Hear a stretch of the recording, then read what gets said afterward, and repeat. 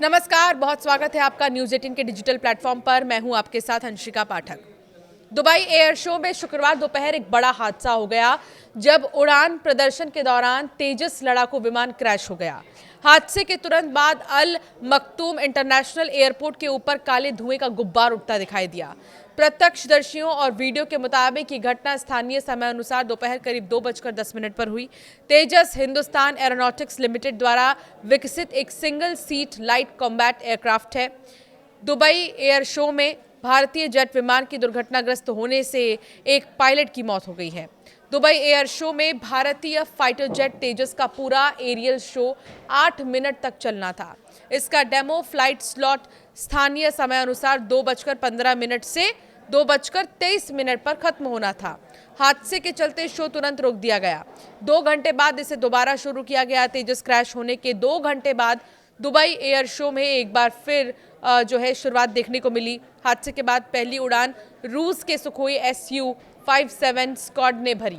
इससे पहले हादसे से एक दिन पहले सोशल मीडिया पर दावा किया गया था तेजस फ्यूल लीक की समस्या से जूझ रहा था।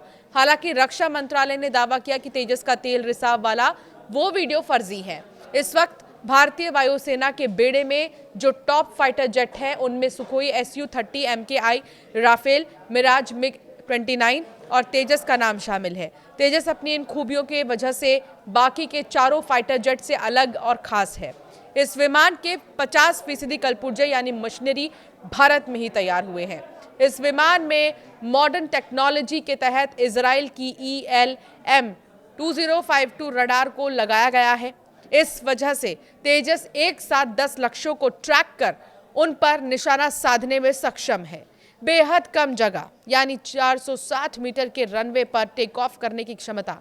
ये फाइटर जेट इन चारों ही में से सबसे ज्यादा हल्का यानी कि सिर्फ और सिर्फ 6500 किलो का है।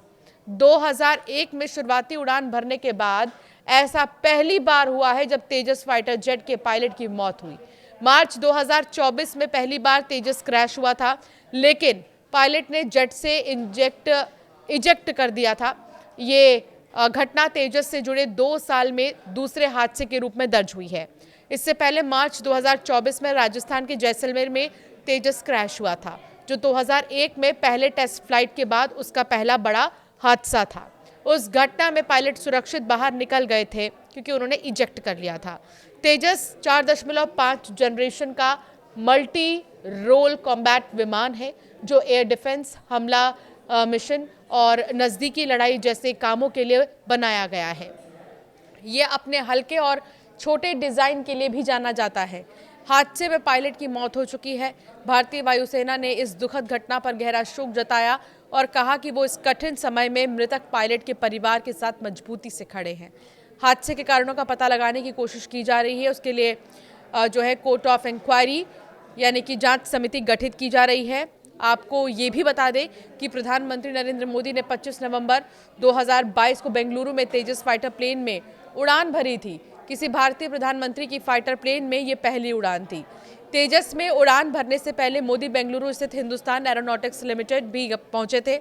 बहरहाल इस मामले की जांच इसीलिए भी अहम हो जाती है क्योंकि ऐसा फाइटर जिसे विशेष तौर पर फुर्ती, स्थिरता और उच्च स्तरीय एरोडायनामिक्स के लिए डिजाइन किया गया है, वो हाई स्पीड युद्धाभ्यास में किस बिंदु पर लड़खड़ा गया।